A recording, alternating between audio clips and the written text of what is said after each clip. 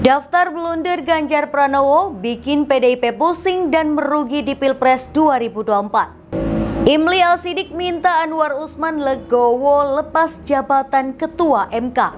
Jokowi tak pusing PDIP jadi oposisi usai suara Ganjar Mahfud nyungsep di Pilpres 2024. Jokowi hanya jadi jembatan, Nasdem hianati Anies Baswedan, gabung Prabowo Gibran. Halo sahabat pojok, minggu ini kita akan menyajikan berita-berita terupdate, aktual dan berbagai informasi menarik lainnya selama sepekan. Bersama saya Putri Anju di program Resum Pojok Negeri Media.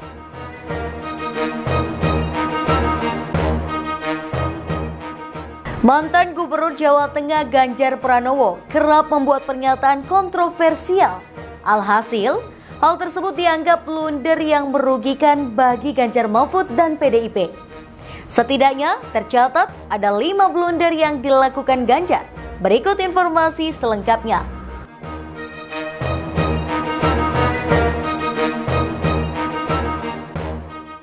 Kalau saya nonton film porno itu salah saya di mana? Coba, saya dewasa. Nggak salah saya di mana kalau saya nonton gambar porno, film porno? Wong saya suka kok. Pak Gubernur gagal, maka saya mengakui Pak Ganjar yang kurang apa dari Jawa Tengah? Kemiskinan saya masih sedih. Brebes itu masih luar biasa miskinnya. Apakah kita tidak bisa mendorong?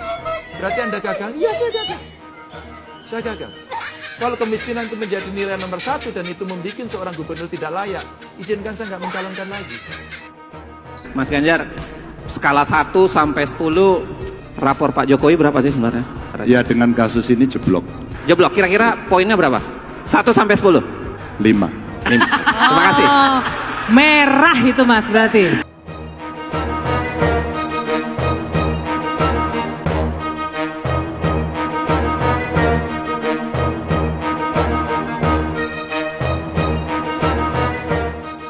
Kegagalan pasangan nomor urut 3 Ganjar Pranowo dan Mahfud MD mendulang banyak suara pada Pilpres 2024. Dinilai tak terlepas dari sejumlah blunder yang kerap dilakukan sang capres.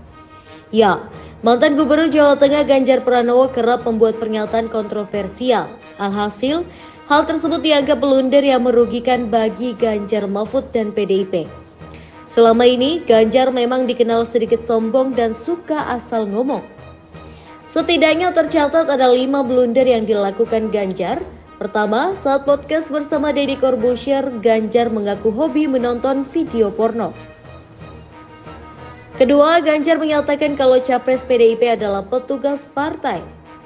Ketiga, Ganjar menyatakan ketidaksetujuannya kehadiran timnas Israel yang membuat Indonesia gagal menjadi tuan rumah Piala Dunia U20. Keempat, ketika Ganjar menghubungi PJ Gubernur DKI Jakarta Heru Budi Hartono terkait keluhan warga di Jakarta Utara. Sebab posisi Ganjar dan Heru Budi Hartono sederajat, namun dia berani menelepon dan terkesan memerintah. Blunder terakhir ketika Ganjar mengungkapkan 10 lulusan terbaik dari suatu perguruan tinggi bukan berprofesi sebagai MC atau jurnalis. Pernyataan itu dilontarkan Ganjar saat tampil di acara Mata Najwa di kampus UGM Selasa 19 November 2023. Pernyataan itu dilontarkan Ganjar saat tampil di acara Mata Najwa di kampus UGM Selasa 19 September 2023. Awalnya Ganjar mengatakan bahwa 10 lulusan terbaik dari suatu perguruan tinggi bukan berprofesi sebagai Master of Ceremony atau MC atau jurnalis. Ganjar mengatakan itu saat berbicara tentang penyerapan tenaga kerja. Dia kemudian menyinggung soal lulusan terbaik dari perguruan tinggi.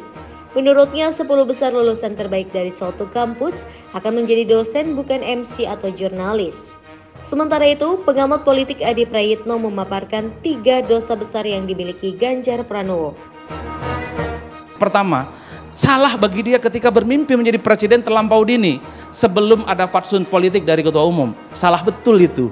Itu yang saya sebut baru pertama dalam partai politik ada. Yang kedua, karena elektabilitas Ganjar Pranowo versi survei sekali lagi itu mengalahkan nama elit-elit penting di PDIP yang ditengarai punya karpet merah, golden ticket, bahkan dapat rekomendasi untuk capres, tapi elektabilitasnya tidak semenjulang Ganjar. Yang ketiga, ini kesalahan terfatar Ganjar, karena dia adalah orang biasa-biasa saja, bukan terah politik darah biru Soekarno, bukan anak kandung dan anak biologisnya Soekarno. Tiga hal inilah yang kemudian membuat kenapa Ganjar itu disliding. Lembaga survei LSI DNJA merilis hasil pencatatan soal pernyataan blunder Ganjar Pranowo. Menurut LSI DNJA, Ganjar kerap membuat pernyataan kontroversial yang dianggap blunder. Pernyataan tersebut tentunya membawa kerugian bagi Ganjar sendiri dan PDIP. Blunder Ganjar juga sangat berdampak pada merosotnya elektabilitas calon presiden itu. Dilansir dari wartakotalive.com pada Minggu 24 September, LSI DNJA mencatat ada 5 blunder yang telah dilakukan oleh Ganjar. Hal itu disampaikan oleh peneliti DNJA Hanggoro Doso Pamungkas.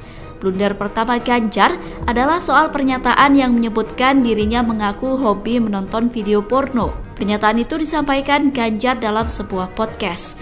Menurut Hanggoro, akibat pernyataan itu sebanyak 86,1% menyebut bahwa Ganjar tidak pantas menjadi presiden. Kasus kedua adalah saat Ganjar menyatakan kalau capres PDIP adalah petugas partai. Pernyataan tersebut membuat elektabilitas Ganjar dan PDIP merosot. Menurut LSI DNJA, sebanyak 69,9% menyatakan tak setuju jika presiden dianggap petugas partai. Kemudian kasus ketiga adalah Ganjar menyatakan ketidaksetujuan hadirnya timnas Israel dalam Piala Dunia U20 di Indonesia. Akibat hal itu, Ganjar dianggap sebagai sosok yang berperan dalam pembatalan ajang Piala Dunia U20. Kemudian blunder keempat Ganjar adalah soal pernyataan yang menyebut PJ Gubernur DKI Jakarta Heru Budi terkait keluhan warga di Jakarta Utara. Berdasarkan data LSI DNJA, sebanyak 74,7% menyatakan Ganjar tidak pantas. Blunder terakhir Ganjar adalah soal pernyataan yang menyebutkan lulusan terbaik bukan berprofesi sebagai MC. Pernyataan tersebut disampaikan Ganjar di hadapan Najwa Shihab dalam acara dialog 3 Baca Pres Bicara Gagasan. Usah basa-basi lah, oh Pak Ganjar presiden, enggak, keadaannya ini Pak Ganjar bisa kalah. Jujur aja, oleh karena itu saya mau dari Jogja, seumur hidup saya nggak pernah mau mendatangi politisi. Tanya santri-santriku, nggak mau saya. Tapi karena ini Pak Ganjar bisa kalah, saya harus datang. Tanya Mas Imad, Kiai Imad, Pak Smogi, kemana-mana saya nggak pernah mau kan? Iya.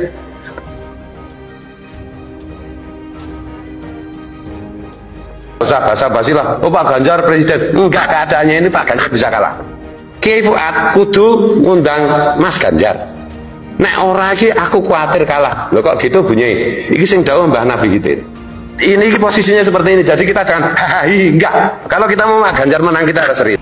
Mantan Ketua Majelis Kehormatan Mahkamah Konstitusi atau MKMK, Jimli Al-Siddiq menilai langkah mantan Ketua MK Anwar Usman menggugat pergantian Ketua MK dari dirinya ke Pengadilan Tata Usaha Negara atau PT-UN bukanlah langkah yang tepat. Jimli mengingatkan seorang negarawan semestinya mengutamakan kepentingan bangsa dan negara dibandingkan kepentingan pribadinya. Berikut informasi selengkapnya.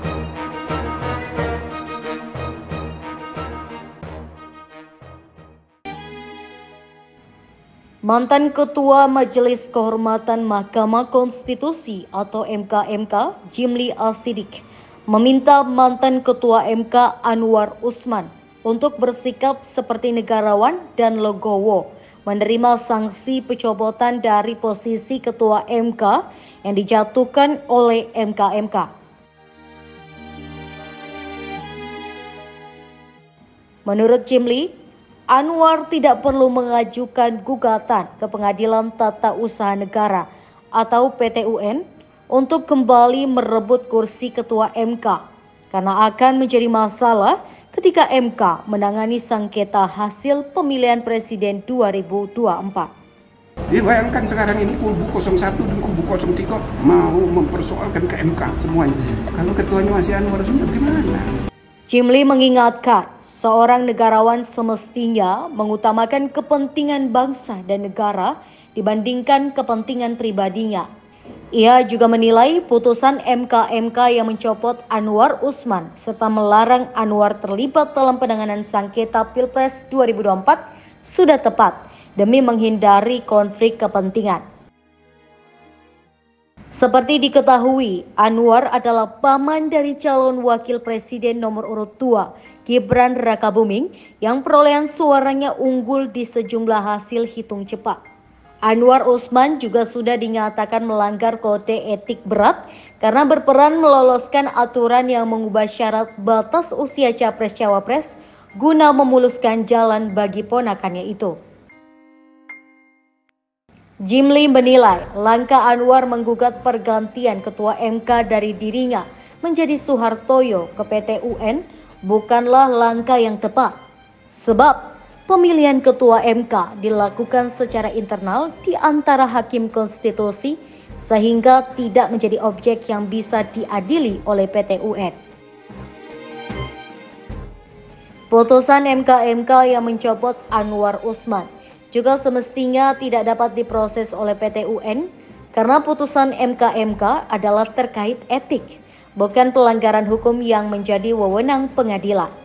Sesudah putusan MK, mereka sudah mengadakan pemilihan. Pemilihan itu kewenangan internalnya MK. Beresiko kalau pengadilan tun membuat putusan yang nyeleneh, misalnya mengabulkan, itu tidak akan dieksekusi, tidak bisa dieksekusi. Wong itu hasil rapat internal. Presiden pun tidak bisa ikut campur dalam pemilihan ketua yang sudah terjadi secara internal.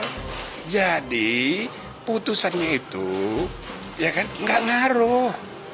Jadi daripada bikin runyam, ya saya berharap para hakim tidak membuat keputusan yang mempermalukan diri sendiri. Diberitakan sebelumnya Anwar Usman meminta agar pengangkatan Soehartoyo sebagai ketua MK dibatalkan sehingga ia masih bisa duduk sebagai orang nomor 1 di MK. Hal itu tertuang dalam isi gugatan yang dilayangkan Anwar ke Pengadilan Tata Usaha Negara atau PT UN Jakarta pada 24 November 2023. Perkara ini terdaftar dengan nomor perkara 604-G/2023-PT UN Petitum kedua, ipar Presiden Joko Widodo itu meminta PT UN Jakarta mewajibkan Ketua MK saat ini, Soehartoyo, mencabut keputusan MK di atas. Ia juga meminta Ketua MK merehabilitasi nama baik dan memulihkan kedudukannya sebagai Ketua MK serta membayar biaya perkara ini. Konklusi, berdasarkan penilaian atas fakta dan hukum tersebut di atas, Mahkamah berkesimpulan: 1. Mahkamah berwenang mengadili permohonan para pemohon. 2. Para pemohon memiliki kedudukan hukum untuk mengajukan permohonan akuo. 3. Pokok permohonan para pemohon sepanjang pengujian norma pasal 169 huruf D Undang-Undang 7 2017 adalah tidak beralasan menurut hukum. 4. Pokok permohonan para pemohon sepanjang pengujian norma pasal 169 huruf Q Undang-Undang 7 2017 adalah kehilangan objek. Berdasarkan Undang-Undang Dasar Negara Republik Indonesia tahun 1945 dan seterusnya, amar putusan mengadili: 1. Menyatakan permohonan para pemohon sepanjang pengujian norma pasal 169 huruf Q Undang-Undang 7 2017 tidak dapat diterima. 2. Menolak permohonan para pemohon untuk selain dan selebihnya. Pendapat berbeda, dissenting opinion, terhadap putusan Mahkamah Konstitusi aku, Hakim Konstitusi Soehartoyo memiliki pendapat berbeda, dissenting opinion, sebagai berikut. Dissenting dianggap dibacakan. Demikian diputus dalam rapat permusyawaratan hakim oleh 8 hakim konstitusi, yaitu Anwar Usman selaku ketua merangkap anggota, Saldi Isra, Soehartoyo, M. Guntur Hamzah, Daniel Yusmik Pepoe, Arif Hidayat, Wahiduddin Adams, dan Manahan MP Sitompul, masing-masing sebagai anggota pada hari Selasa tanggal 17 bulan Oktober tahun 2023 yang diucapkan dalam sidang pleno Mahkamah Konstitusi terbuka untuk umum pada hari Senin tanggal 23 bulan Oktober tahun 2023 selesai diucapkan pukul 11.49 WIB oleh 8 Hakim Konstitusi tanpa dihadiri M. Guntur Hamzah dengan dibantu oleh Ahmad Edi Subianto sebagai panitera pengganti, dihadiri oleh para pemohon dan kuasanya, Dewan Perwakilan Rakyat atau yang mewakili, dan Presiden atau yang mewakili. Saat ini harkat, derajat, martabat saya sebagai hakim karir selama hampir 40 tahun dilumatkan oleh sebuah fitnah yang amat keji dan kejam. Tetapi saya tidak pernah berkecil hati dan pantang mundur dalam menegakkan hukum dan keadilan di negara tercinta. Apa hebohnya diceritakanlah itu konspirasi rusak MK apa. Aduh, lebay banget itu.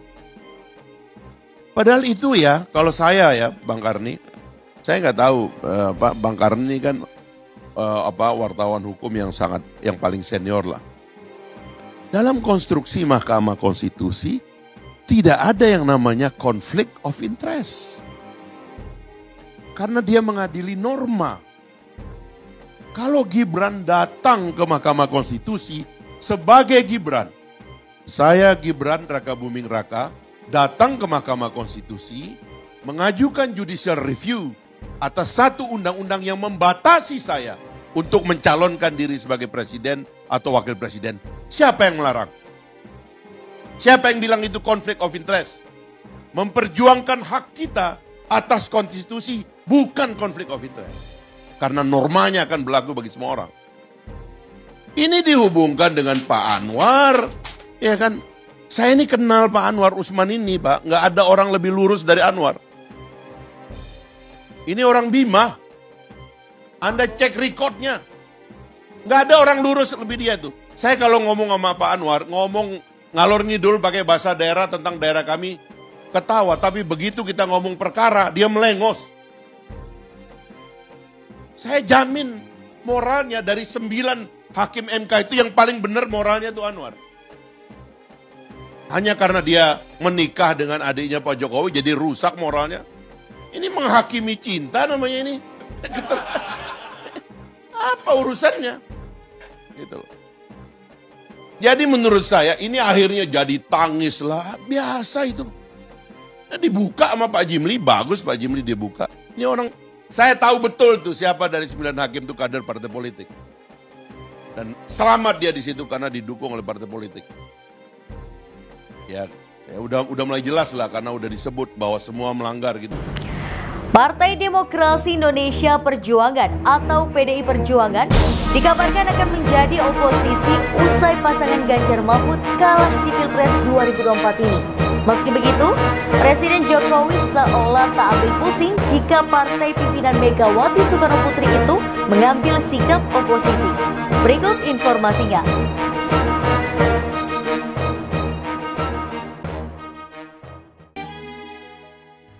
Presiden Jokowi turut merespon wacana PDIP jadi oposisi usai suara Ganjar Mahfud nyungsep di Pilpres 2024.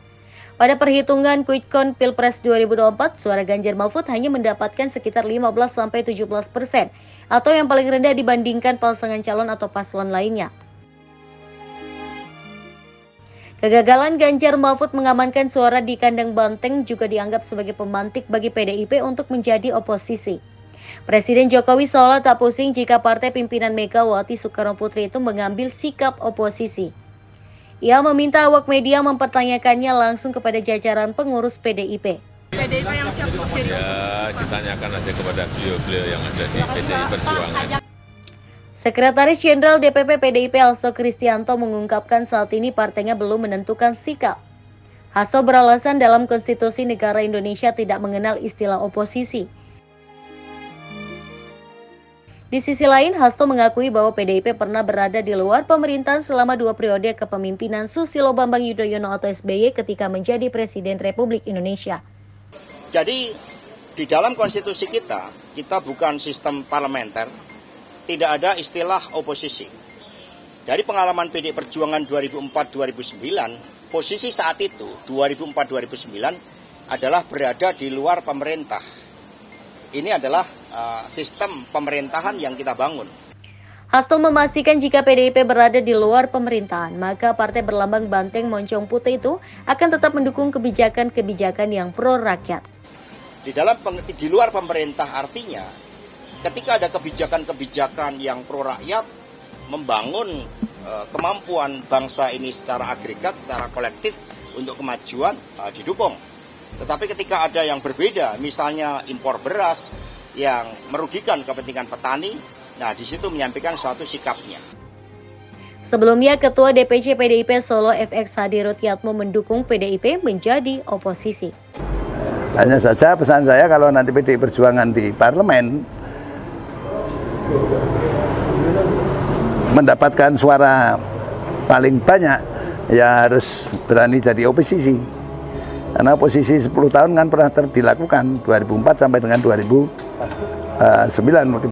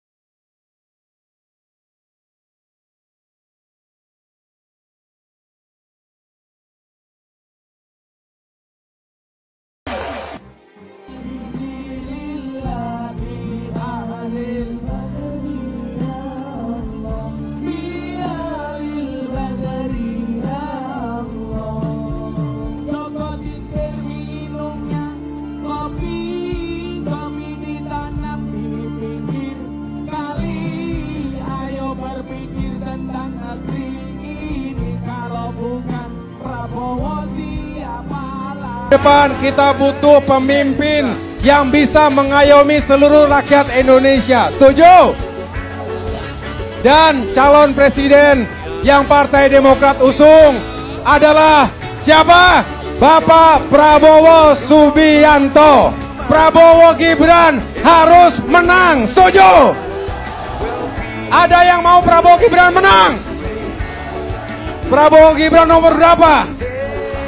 Jadi ingat, 14 Februari 14 bulan 02. Partainya nomor 14, capres cawapresnya nomor 02 untuk Prabowo Gibran. Goyangnya kandang banteng di Jawa Tengah sebetulnya sudah mulai terlihat. Sejumlah simpatisan dan kader PDI Perjuangan Kota Solo, Jawa Tengah mulai mendeklarasikan dukungan pada Prabowo Gibran. Deklarasi ini bahkan digelar di Pucang Sawit Solo, Jawa Tengah yang dikenal sebagai kandang banteng. Di antara masa terlihat Sudarjo yang merupakan kakak ipar FX Hadi Rutyatmo, Ketua DPC PDIP Solo. Mereka beralasan Gibran menjadi sosok yang berkualitas sejak memimpin Kota Solo. Apalagi mereka selama ini selalu tegak lurus dengan Presiden Joko Widodo. Pak Jokowi itu ngono lho, mentang-mentang. Lah iya, padahal Pak Jokowi kalau nggak ada PDI Perjuangan juga, aduh kasihan dah. Mas Ganjar, skala 1 sampai 10, rapor Pak Jokowi berapa sih sebenarnya? Ya dengan kasus ini jeblok. Jeblok, kira-kira poinnya berapa? 1 sampai 10? 5. Terima kasih. Merah itu Mas berarti. PDI Perjuangan ini memiliki program merawat Pertiwi. Maka kami mengapa memberikan suatu catatan yang sangat kuat terkait dengan upaya yang telah dilakukan oleh Presiden Jokowi untuk membangun food estate, tetapi di prakteknya di dalam kebijakan itu ternyata disalahgunakan dan kemudian hutan-hutan malah justru ditebang habis dan food estate-nya tidak terbangun dengan baik. Itu merupakan bagian dari suatu kejahatan terhadap lingkungan. Dan inilah yang harus kita rawat dengan sebaik-baiknya, bahwa politik itu merawat Pertiwi, politik itu merawat kehidupan. Untuk itu mari kita cari pemimpin yang betul-betul punya track record di dalam merawat Pertiwi, di dalam merawat kehidupan, di dalam membangun masa depan yang berkemajuan bagi seluruh komponen bangsa. Nasdem dan PKB selaku pengusung Anies Muhaimin diprediksi masuk ke pemerintahan. Pengamat politik dari Universitas Esa Unggul Jamiluddin Ritonga memprediksi dua partai itu, Nasdem dan PKB, berpeluang masuk pemerintah. Sebab dua partai ini cenderung pragmatis. Mereka akan ikut kemana saja selama itu menguntungkan mereka. Berikut informasi selengkapnya.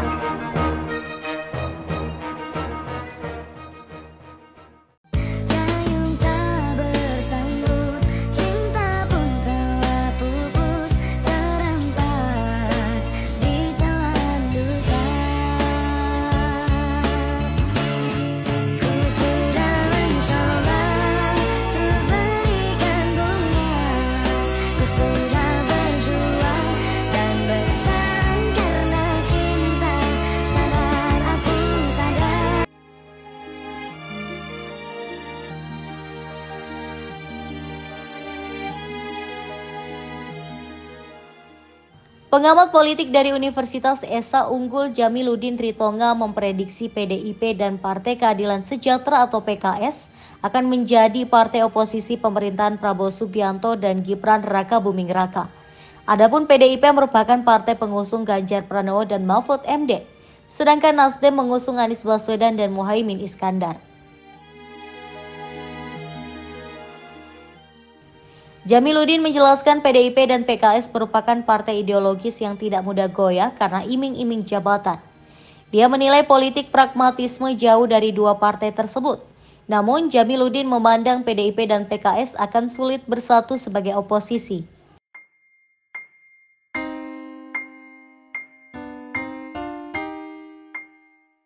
Jamiluddin menduga kalaupun PDIP dan PKS menjadi oposisi, maka yang diperjuangkan akan berbeda. Dia menyebutkan PDIP dan PKS hanya akan bersatu sebatas pada isu-isu tertentu. Maka dari itu oposisi mendatang berpeluang tidak solid. Jamiluddin mengatakan oposisi akan tenggelam atas dominasi partai pemerintah.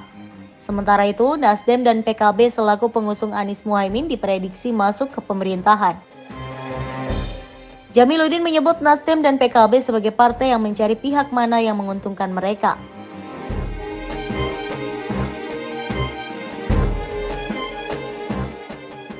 Di sisi lain, pengamat politik sekaligus Direktur Parameter Politik Indonesia atau PPI, Adi Prayitno menilai pertemuan Presiden Joko Widodo dan Ketua Umum Partai Nasdem Surya Paloh sebagai peluang rekonsiliasi politik. Apalagi tradisi politik di Indonesia menerapkan rekonsiliasi yang merangkul pihak kalah. Adapun dalam hasil hitung cepat lembaga survei, paslon nomor urut 2 Prabowo Subianto dan Gibran Rakabuming Raka unggul jauh dari paslon yang diusung Nasdem yakni nomor urut 1 Anies Baswedan dan Muhaimin Iskandar. Surya Paloh menemui Jokowi di Istana Merdeka, Jakarta pada Minggu 18 Februari 2024 malam, beberapa hari setelah pemungutan suara Pilpres. Menurut Adi, Jokowi juga merupakan salah satu kunci kemenangan Prabowo Gibran. Hal ini yang membuat Surya Paloh menemui ayah dari Gibran Rakabuming Raka itu.